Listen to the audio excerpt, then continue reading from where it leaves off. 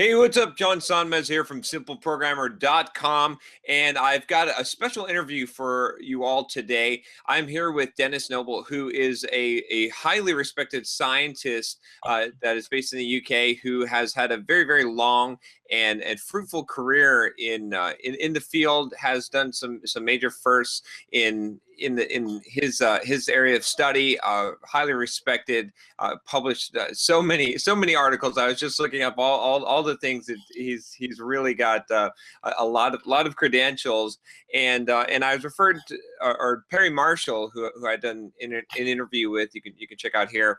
Referred Denis to me, and I thought it'd be awesome to interview him and just to get his take on a lot of things that I talk about on this channel, especially in regards to science, evolution, and whatnot. So thanks and welcome, Denis. Very good to be able to join your broadcast, and I'm delighted to talk to you.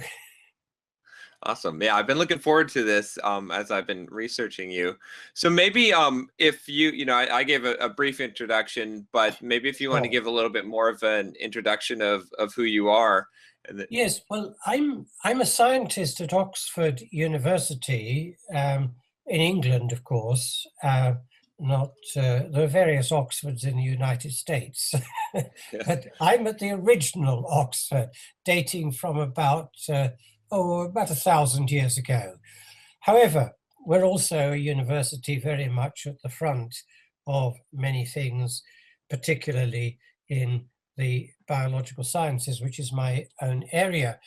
Now, I will say, roughly speaking, what I think I did. I think, first of all, I was the first person to create a computer model of the heart, that explained how you get that beautiful rhythmic beating away.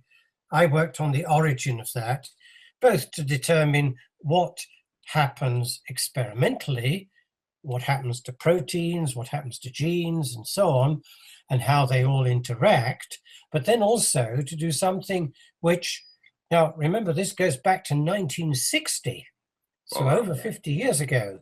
I actually used one of the first of the big computers. Now, in those days, you didn't have a screen.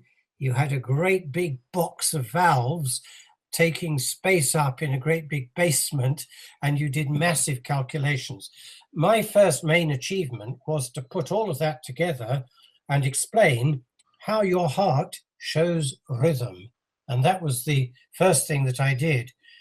But that introduced me to something that is very central to, I think, what we might be talking about, which is that in those days, I thought that I was doing very much what biologists were doing in the 1950s, 1960s, 1970s, and even beyond, which was to reduce everything to just a few molecules.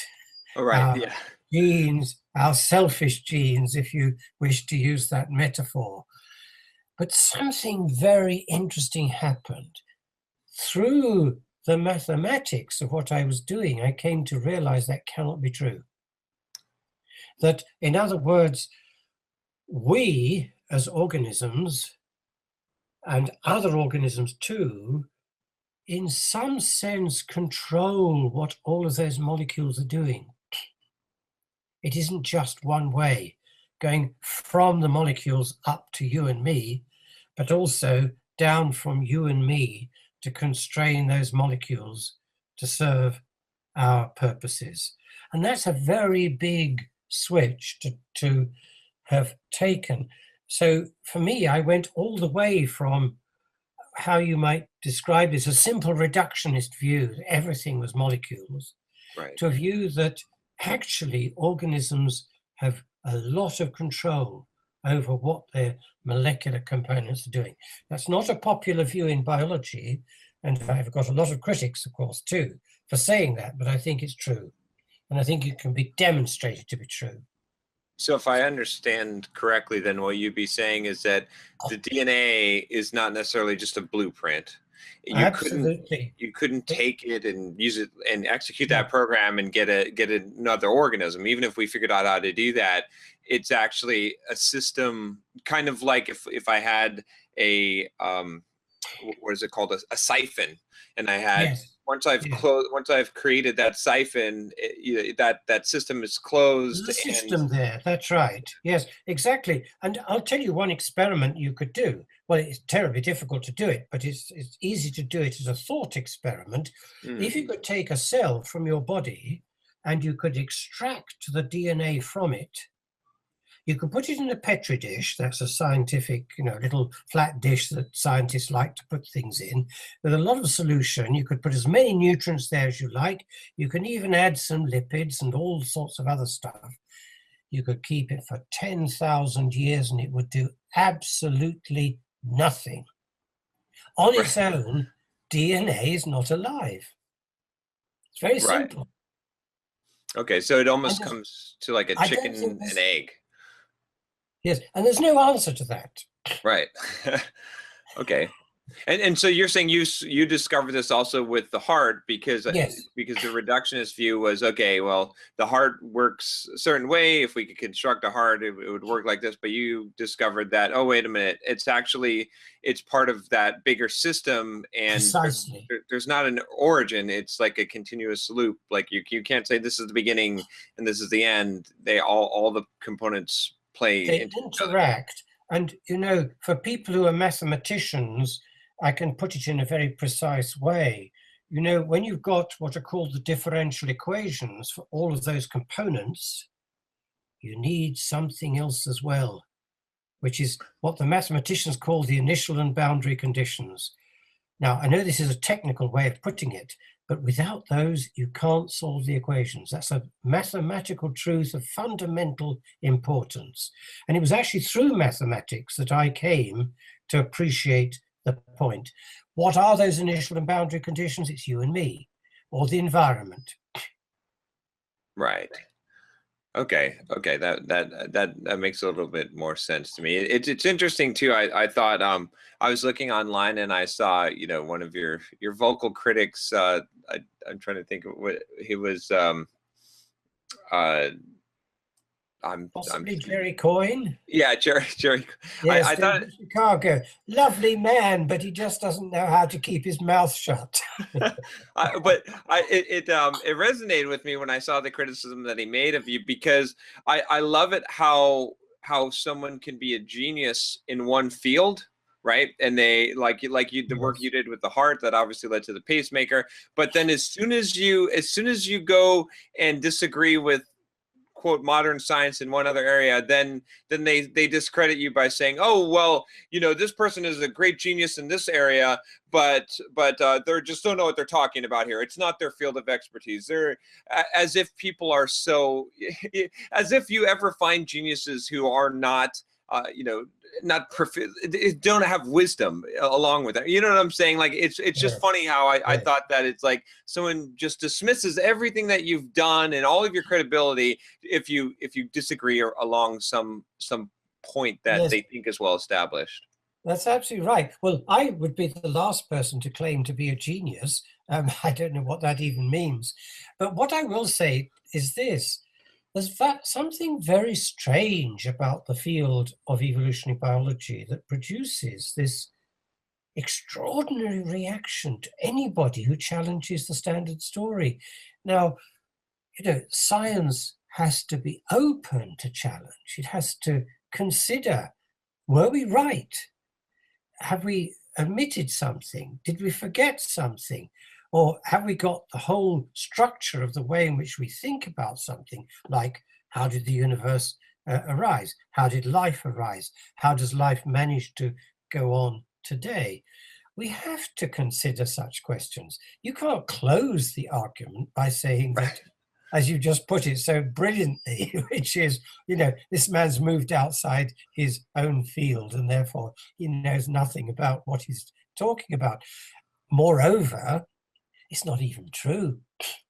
I chaired, way back in 1976, the first debate on the selfish gene when that book appeared on the scene. Now, that book, it's one of the biggest bestsellers, of course, in science ever.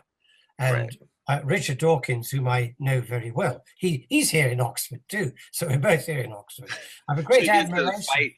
Exactly. I have a great admiration for his brilliant skills at writing. You know, Right. the invention of the term "the selfish gene" was absolutely brilliant as a metaphor. Just happens not to be true.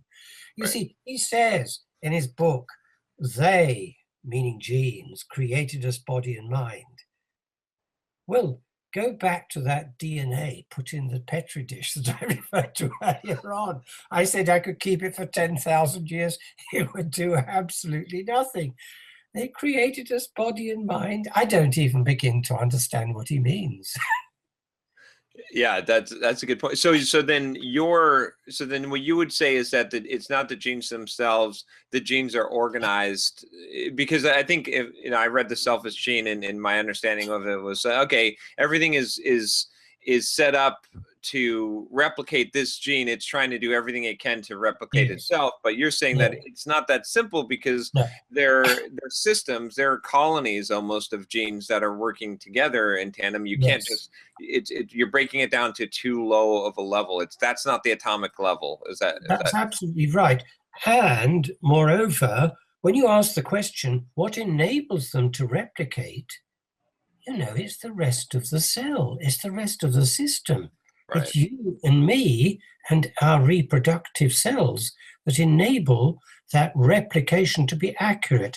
Let me give you just one figure. I don't want to be too technical in this, because I realize you're broadcasting to a very wide audience, but a little bit of technicality is necessary.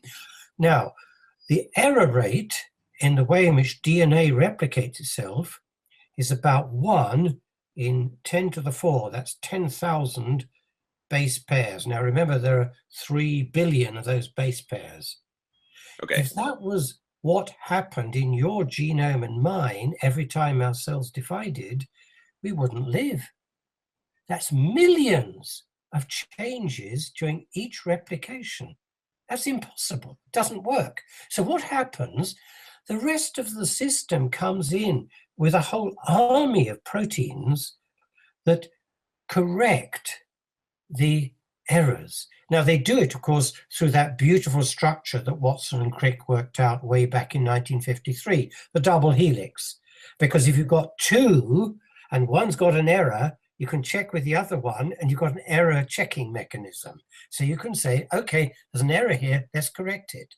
And in 3 stages, the system, not the genome itself, corrects itself to end up with an error of only 1 in, 1 to the power 10. That means, in other words, in a genome of 3 billion base pairs, there's hardly a single error. So the accuracy of replication actually is a cell property, not a gene property. Oh, interesting. I see. Because it requires the rest of the cell in order for that. It requires the rest of the cell. Exactly so. Yes, precisely. So I take issue with the idea that there's a simple replicator there, which just uses the vehicle, which is you and me, to be transmitted. So what we're really doing is transmitting our genes down the generations. Well, I like the metaphor, of course I do, and I get excited about it. I read The Selfish Gene and was excited about it too, but it doesn't work. Right. Without you and me, there would be no replication. It's very simple. Right, and it also doesn't explain the complex interactions where I think that it's. I mean, everything almost scales up, right? It's like, why do humans cooperate when when game theory says we should not cooperate in many situations, right? It's like there has to be something more. If it's not just replicating the gene, because there's a lot of functions. There's a lot else besides, exactly so, which is all inherited, of course, because we don't, the sperm and the egg are not just DNA. Right. The egg particularly, very obviously so, but even the sperm also is carrying more than just DNA. It's a complete cell. And a cell is an extraordinarily complex system. Even the tiniest cells are very complex. Even a bacterium is very complex. So all of that gets inherited in addition to the DNA. But you've just you've just indicated something that I like very much, which is, I think you are hinting at the fact that organisms cooperate. Right, They're exactly. not just selfish. Now, we can prove that. If you study dogs and wolves and monkeys, so I'm going to leave humans out of it for the moment, you find something very interesting. The organisms themselves, the monkeys, the dogs, or the wolves, I include the wolves because that means this is not a matter of domestication, because the wolves are wild. They're able to detect and be sensitive to the animals in their community that don't play the game, who cheat, The and who non-reciprocity. try to be selfish. And they exclude them. Right. So the cooperativity comes from the organisms themselves, who like, as you and I do, to be with people we can cooperate with. But the interesting thing is that animals can also do that. It isn't just us that can form cooperative groups of like-minded people and to exclude people who are disruptive and don't cooperate with us. Animals can do it too. That arose during evolution, even before the development of humans.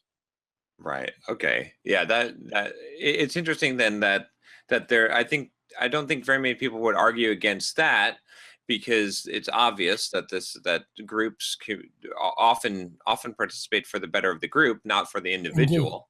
I mean, we Yes, do it but yeah. that leads to a very important point, which the reductive view of evolution tends to ignore, which is that there is selection at the level of the group, and Right. cooperativity can be selected for.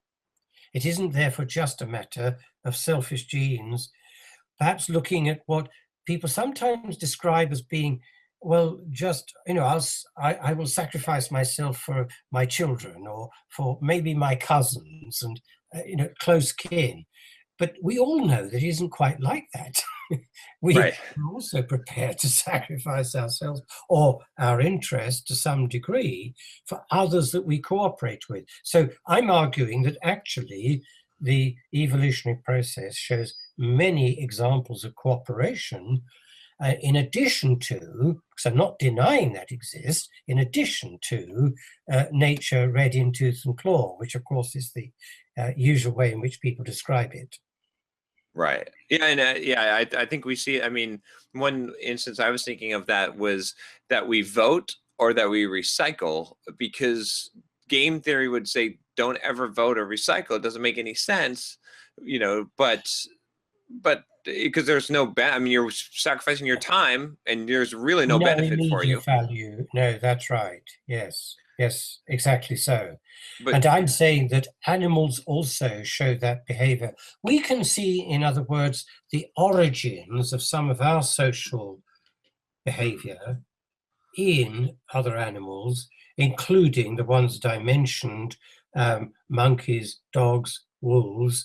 But you can also go down quite a lot further, actually. But that gets very technical. And I think I've already illustrated that it's not a phenomenon that is just unique to humans. right, exactly. Okay. And Yeah. just to be clear, so everyone watching knows, we're not saying, and just tell me if I'm saying this incorrectly, but Yes. I know I'm not saying, I don't think you're saying that evolution isn't true, that evolution doesn't exist. We're just saying that there's a very closed-minded way of viewing evolution Exactly. traditionally, and the evidence Yes. is showing that that's not true, but people are desperately clinging on to this, Yeah. and the other side of the story is it doesn't get out quite as much as it should be. Yes. You put your finger on a very important point there, because those of us who are saying, as I do very much in the books that I write, I've written two major books on this, a little one about 10 years ago called The Music of Life, and a very recent one called Dance to the Tune of Life. And both of those titles give an idea of the metaphor I'm using, which illustrates that life is a process, just like music, like dance. And I see the genes as being controlled, just like the puppets on a string.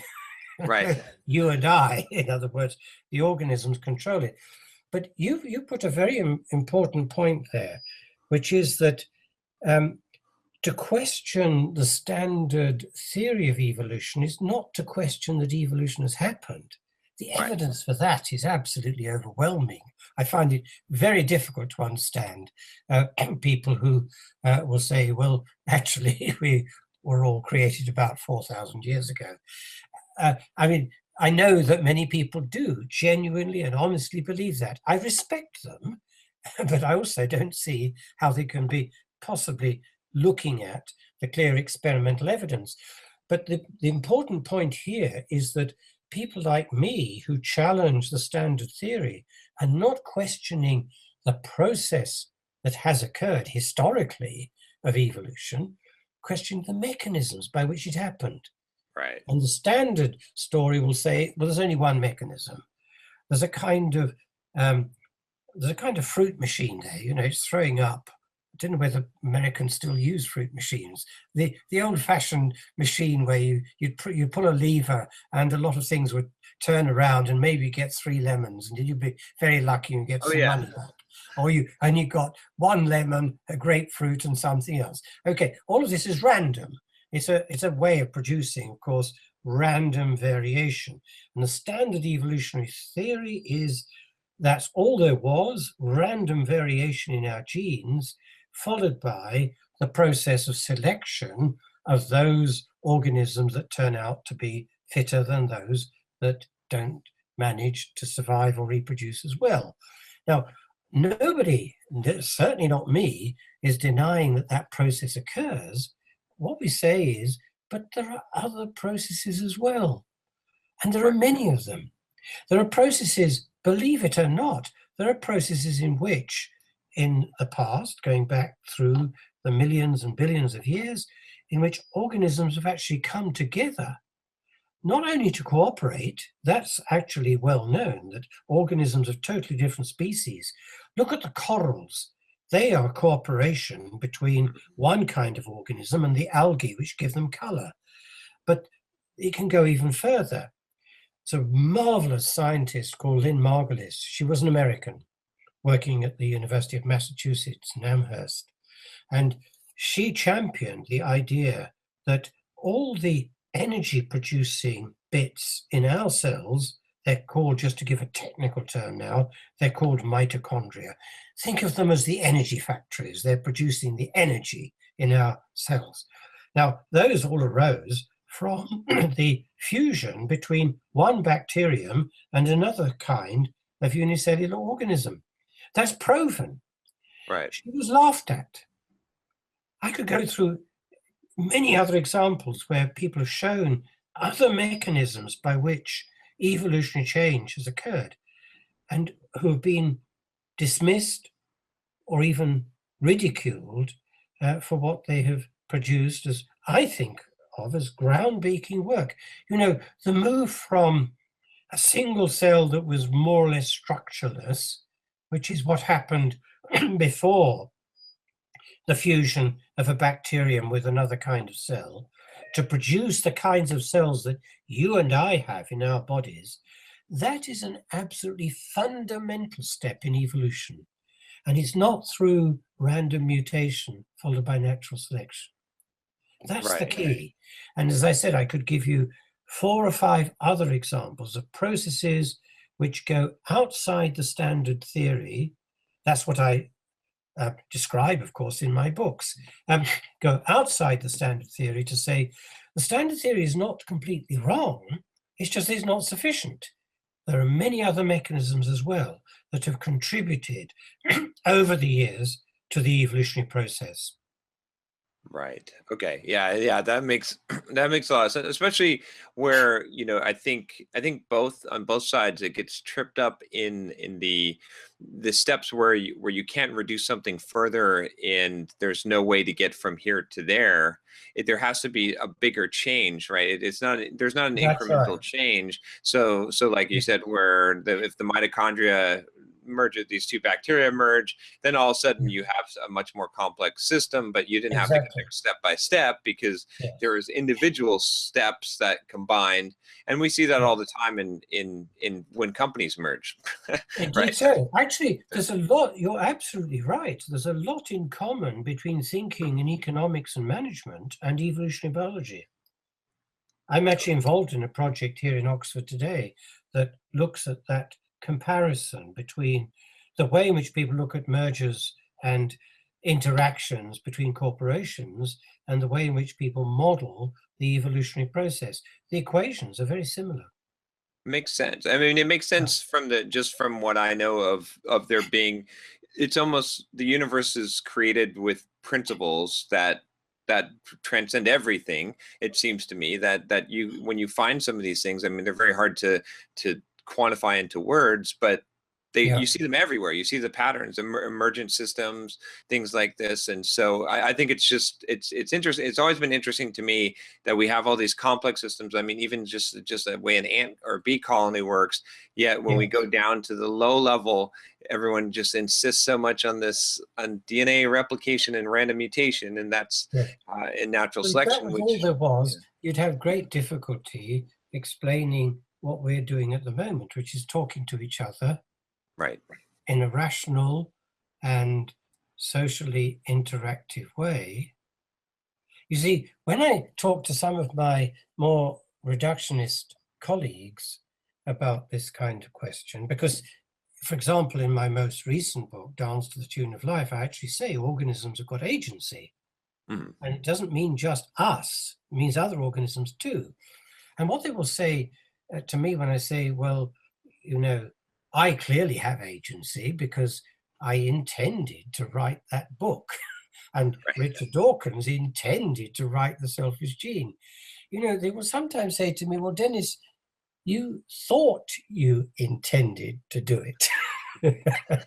Now, actually, I have great difficulty even understanding what that phrase means. Maybe now I think that once I thought that I intended to do it, you know, it becomes a sort of regress that goes on indefinitely. But it kind of proves your point, because that would be a system that has no beginning or end, right? No, that's absolutely right. No, I think it is undeniable, therefore, that you and I have agency and all of our human colleagues have agency. But you see, I think the monkey has agency. I think the dog has agency too. And you can see that. And what I mentioned earlier on when I referred to organisms like that, non-humans, but nevertheless showing the processes of being able to distinguish somebody who is favorable to a group and not favorable to group, and therefore selecting themselves for a group, which then goes on to be selected for in the evolutionary process. Now, I think that leads to something very important, which means that there is purpose in life. Right. The purpose comes from the organisms themselves in the interaction with their environment. Now, that has huge implications, because the standard story, and particularly the story favored by the gene reductionist, is that, well, essentially, we're just a product of our molecules. I turn that on our head. And I say, well, no, actually, our molecules are constrained by us. They're not free to do what they want. Well, they don't know how could you say a molecule could know what it wants? Obviously, that's just a way of speaking. But they are constrained by us. And so the organism has agency and purpose. Now, that is something that many biologists and very many chemists and physicists will resist very strongly indeed. They will say to me, Denis, there's no purpose in life. I mean, we just happenstances. We just happened. You see. But they say that every person who I've talked to that has said that doesn't live that, because they say it. But if you live that, that would mean that every single chance that you got to steal, to murder someone and not get caught, to do whatever would benefit you, as long as you didn't get caught and you had a reasonable chance. And we all have had chances in life where we could do something really bad and not get caught, but we still have a conscience. We still feel guilty. They're like, if someone really believed what they're saying to believe, they would be the most vile human being. You would not be able to trust them with your back turned for a second. But people generally don't live that way. That profess to live that way. No, exactly right. So what that means is that what we're talking about here has very major implications. Yes. For social life, for our moral and legal structures. How can we blame somebody legally in a court of law if we really think they couldn't do other than what they did? Right. I mean, if you really have no control over what you do. Now, we know, of course, that there are sad cases where somebody is so unwell that their nervous system is so disturbed that that is actually true. They can't help what they do. And that leads me to a very important point here. That means in turn that because we can understand that that is sometimes the case, we also know that it can't usually be the case. Right, right. Because those people, sad, but they are exceptions. They're not the rule. Right. And that has huge implications, I think, for the way in which we think of society and how we all organize ourselves, including, of course, our legal and ethical systems. Right, right. Yeah. So I take the view, you see, that actually the big debates that are occurring now in evolutionary biology have got huge implications, way, way beyond biology. Right, right. That makes sense. I think one of the things, along with that I find interesting too, is that it's, what we're saying is true. If we are not just a product of chemical interactions and we actually have agency, we actually have control, then we don't know what the mechanism of that control. It's just like that exercise of, it almost goes into Eastern philosophy of who's the thinker thinking about thinking, right? Can I observe myself? And we can go to how many levels of recursion there, but science, a lot of scientists don't want to accept we don't know. That's right. We're never going to know the answer to that, probably, but you sort of leave a huge chunk of science out if you're not willing to accept that some things you may never know the answer to or be able to prove. Yes, at least that's absolutely right. Yes, I go along with that absolutely. In fact, I go along with it so much that what I say in my own writing is that there are questions to which we possibly can never have an answer. Now, I say possibly because, of course, there's a long history of people saying this is impossible, science can never do this, and so on. We all know that some of those statements have been shown to be absurd. One of the greatest physicists of the 19th century, Kelvin, actually said he couldn't see how anybody could possibly produce a machine that could fly. Right, yeah.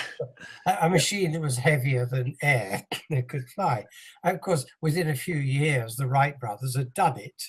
And a lovely example, which I like immensely, was the philosopher, or we could call him a scientist too, in the 19th century, Auguste Comte, a French philosopher, who said, thinking about it, you see, well, we'll never know anything about the chemistry of the stars. But of course, poor man, he didn't know about quantum mechanics. He didn't know that that gives you the possibility of detecting a spectrum. And a spectrum tells you what chemicals are in the light, or in what gave rise to the light that comes from the star. So you can actually work out what chemicals were in the star. Moreover, you can even show that they were the chemicals formed, of course, by fusion in the stars that give rise to the molecules that enable us to exist. So we are stardust. And all of that occurs in a way that Kant couldn't even begin to see, because he thought any light from the stars would look just the same.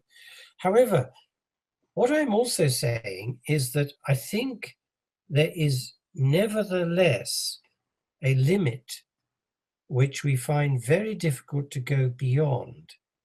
Let's look at it in terms of the origin of the universe. Right.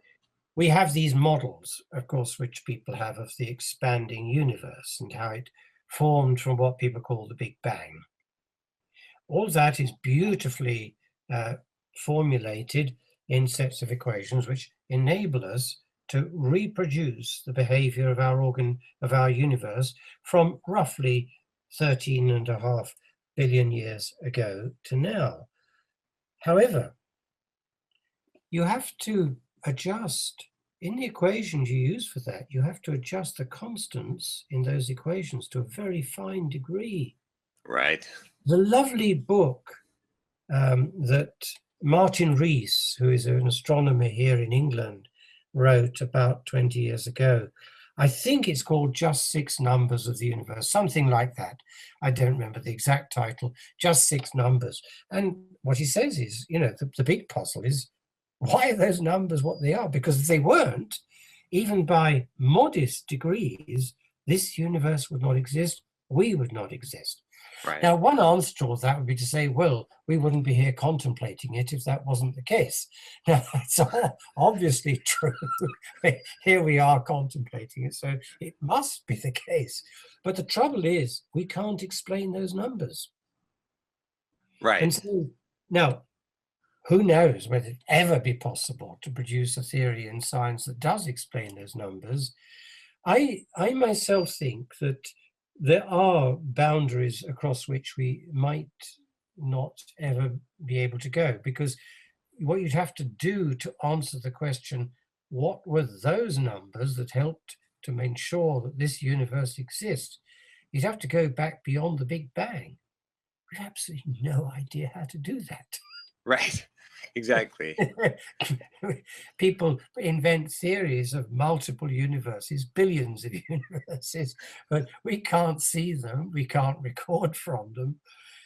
Again, I'm saying I don't know whether anybody ever will be able to produce a theory that would be testable, that would go beyond the origin of the Big Bang, but I am saying that at the moment we're very puzzled. And I think not to admit that is strange, and it requires a certain humility. Right. To say, okay, we've achieved an enormous amount in science. We can understand huge amounts that our predecessors could never have imagined understanding. Nevertheless, we've got some very big questions that still remain, and possibly always will.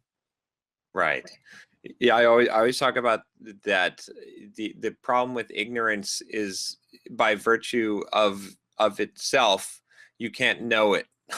When you're ignorant, you can't know you're ignorant. You can't know what you don't know. Right. And you can't even detect it. You can't even detect it in the slightest, right? If you had the wisdom or the knowledge, you would know of your ignorance, but you wouldn't be ignorant. So that's absolutely right. Yes. I think that gets it perfectly right. Yes. But that means, of course, that in addition to what we were talking about earlier on, with immense social, ethical, and legal implications, and possibly also, of course, economic and similar implications of what is going on in the debates about the nature of biology, there are also deep philosophical issues.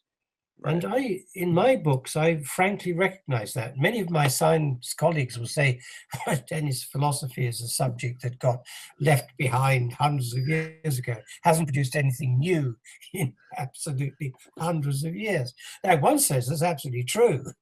Philosophy is not about discovering new facts, that's science, but it is about understanding how we understand what we have found. And that is what I would call philosophy. Some of my colleagues say, well, Denis, you're just a thinker, you're not a philosopher. I don't know the difference. I think anybody who thinks is a philosopher. I agree, especially if they put it into practice. It's interesting how the roots of science came from philosophy. I mean, Exactly there's, so. and then we've left them behind, and now philosophy just means logic, and science is science, is proven. And but the two of them together, I think need to be rejoined again, because as we start to tackle these harder and harder questions, to me that's the only way. Yes, that is very strongly what I argue in the latest of my books. Dance to the Tune of Life says right at the beginning that you cannot separate philosophy from science. Right. And largely because there are conceptual issues that precede what you think you will study. I'm looking at you at the moment in the screen here. But my ability as a human to recognize that you are also a human and to see what I see with my eyes is not just like a camera taking a picture. It's also an active process from my nervous system capable of resolving what I see and making sense of it. And I wouldn't be able to do that if I didn't have the, well, Kant, one of the biggest philosophers on this kind of question, put it very well when he said, there have to be metaphysical assumptions behind what you do in science. Right. I think that's the best way to sum it up. And those metaphysical assumptions, of course, are philosophical choices you make. They may be wrong, but you've got to have them. Otherwise, you wouldn't see what I'm seeing at the moment. Right, exactly. Yeah, that's very, very true. It's interesting too. I mean, just if you look at history, I can't remember the gentleman's name who invented or who discovered, didn't invent, but radio waves, and they thought he was crazy, and they went to lock him up. And the guy that the tectonic plate theory, and again, that was also, yes. I mean, it isn't only evolutionary biology that has received a lot of ridicule when people have departed from the standard story. You're quite right, the tectonic plate theory was thought to be absolutely crazy. And yet when we look at a globe, how could you possibly not imagine that South America fits into Africa? Right. In a way, it's so damned obvious. Now, of course, that's just one part of the system that looks damned obvious. And of course, they don't all fit neatly because many things have happened since they moved apart. But you're quite right. That's a very good example of where an idea in science was at one stage ridiculed as being totally out of the order of things and not conceivable. And there are many examples of that. It seems to me too that today it's almost gotten worse with the communication.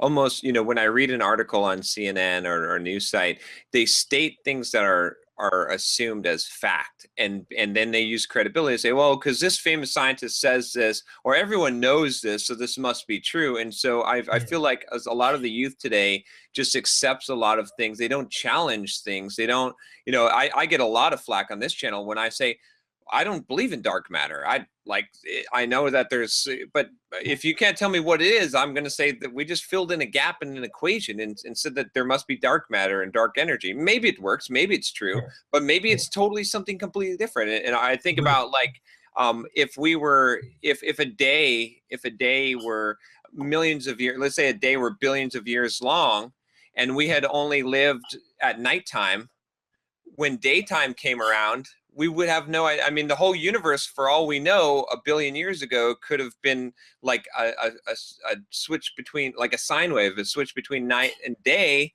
and all the laws of physics and everything could have been completely different a billion years ago. I mean, I know those are crazy things, but I just I think about these things, and when I say these things, sometimes people look at me like I just must be an ignorant fool, but I wish more people would question feel free to disagree with me, but I feel like we've really lost this curiosity and we just trust authorities, and history has proven authorities are wrong.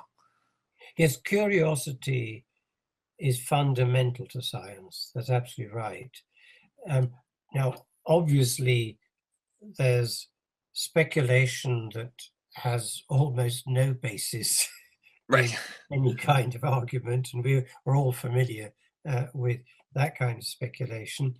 And the speculation, which is perfectly reasonable, and that's the word I think I would use, in the light of what we already know, and most importantly, in the light of what we don't know. You referred to the dark matter theory. It's perfectly reasonable to ask the question, have we really got our theories right?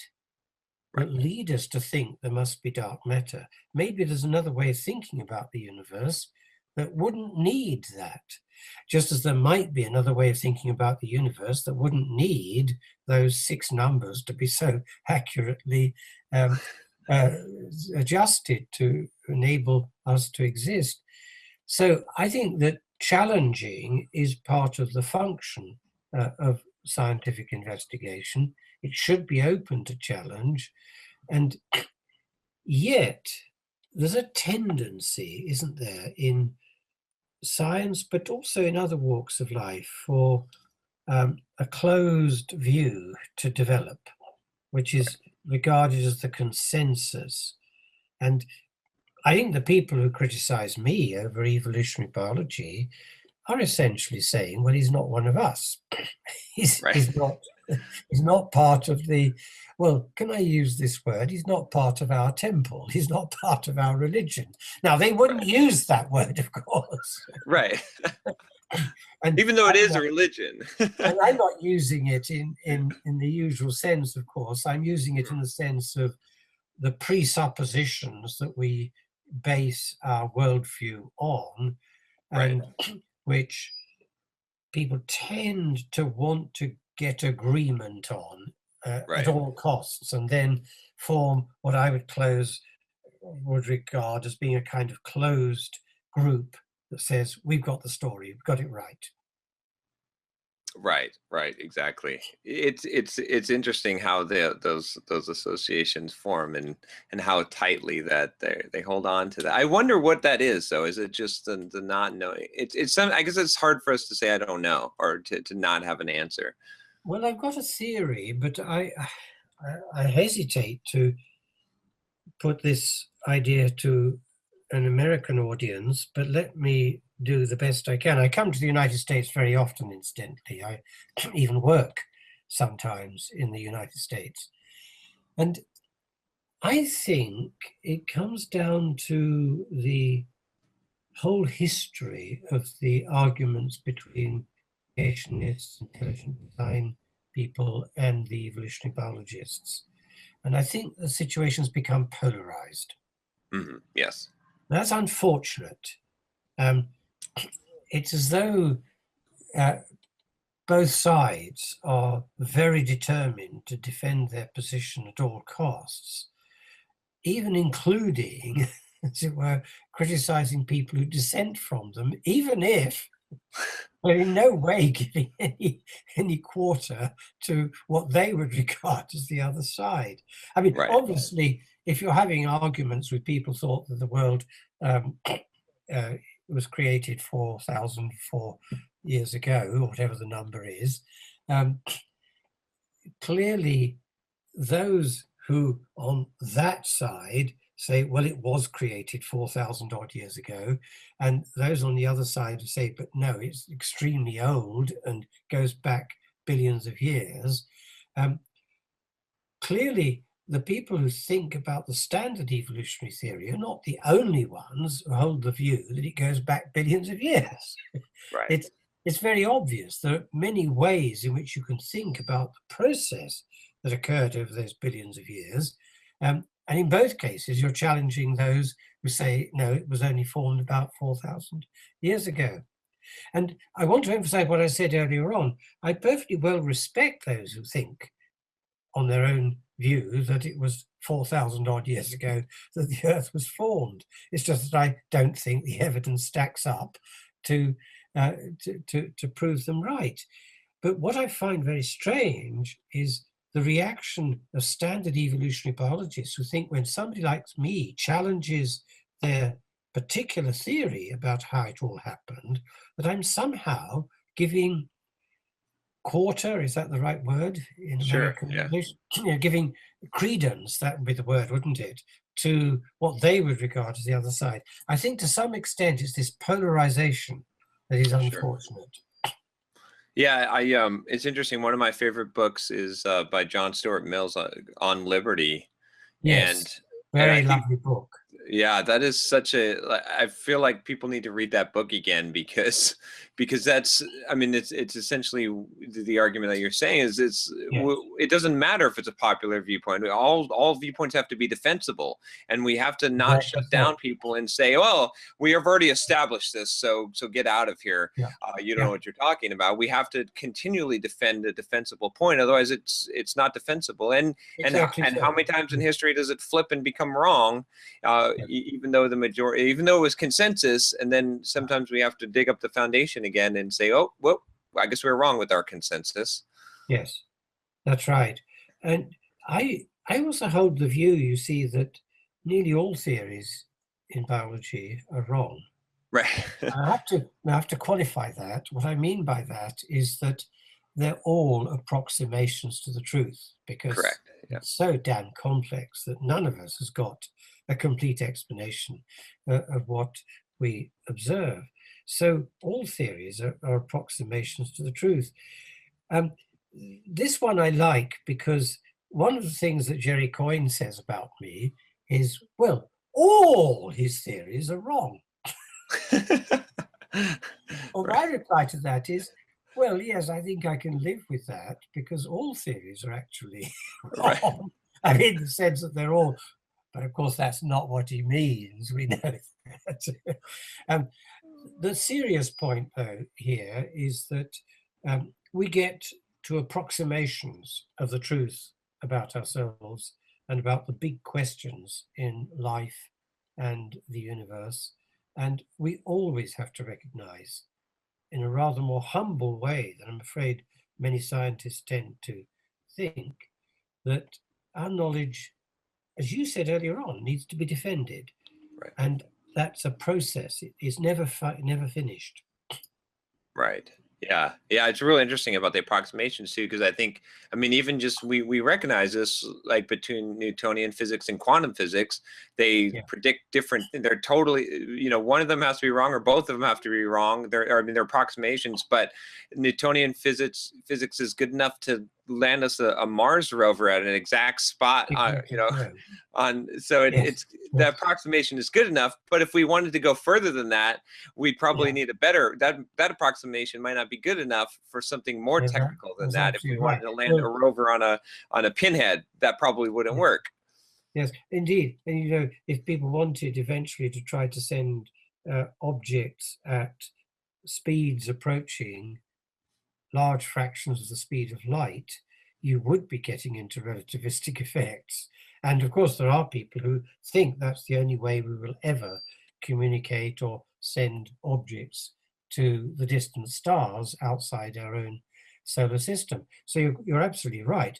Newtonian physics works within a certain range of conditions to such a degree of accuracy, you hardly need to bother about relativistic effects. But we know, look at what Hubble found when that's that beautiful telescope up there in the sky that can get images that are not affected by the haziness of the atmosphere of the Earth. So it's got crystal clear view. And there's one image that I think is simply fantastic.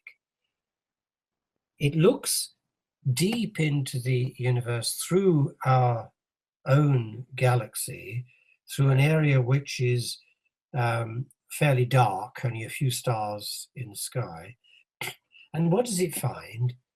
It finds an extraordinary structure, which is that there must be a bluish light galaxy or set of galaxies at an extremely far distance away from a somewhat differently colored galaxy or group of galaxies between that blue one and us. And what does it see? It sees the very distant galaxy not as a dot, as a little thing that is pinpoint, it sees it as a ring. Yeah. This is predicted, of course, by the gravitational lensing effect of general relativity.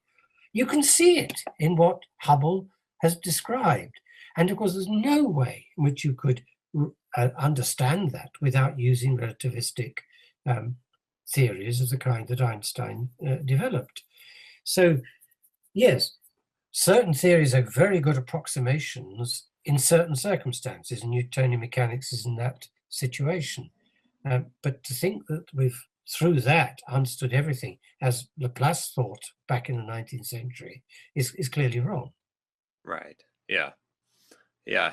I wish more people understood that today. I feel like we're doing somewhat of a disservice to our young people by not teaching them to think critically and to understand that's true. Right. Yes. But, well, I thank you, Dennis. This has been great conversation. I've definitely got a lot of it. I hope that everyone listening does as well, and I hope that they check out your books. Yes. One more time. So it was yes. Well, the two books that are really relevant, The Music of Life was about 10 years ago, okay. 2006. That's a little paperback, costs nothing, the cost of a cup of coffee. There we go. The latest one, Dance to the Tune of Life, has only just recently come out. That also doesn't cost very much. These are books that anyone can access, and they're written in a very general way for the general reader, even though they go into some fairly, rather like our conversation today, into some fairly deep philosophical and scientific questions, asking very fundamental questions about life and the universe. Do we really have purpose? Is the universe itself, in any sense, purposeful? Right. That's one of the sets of questions that I ask. But I ask those questions as a scientist, and not just speculating beyond what I think the science can show. Okay. Yeah. I definitely, I have to read. I'm definitely going to read the book, especially now. I'm very, very curious to hear what you have to say. Anytime I love the idea of combining philosophy and science. Like I said, That's feel what like I do. that's great. I'm very, very glad that to have been introduced to you and to have the chance to interview. It's honestly been an honor, and yeah, I look forward to seeing what else you produce, and yeah. Thank you very much. Well, thank you very much. It's been a great pleasure to talk to you. Okay. Take care. Okay, then. Bye-bye. Bye.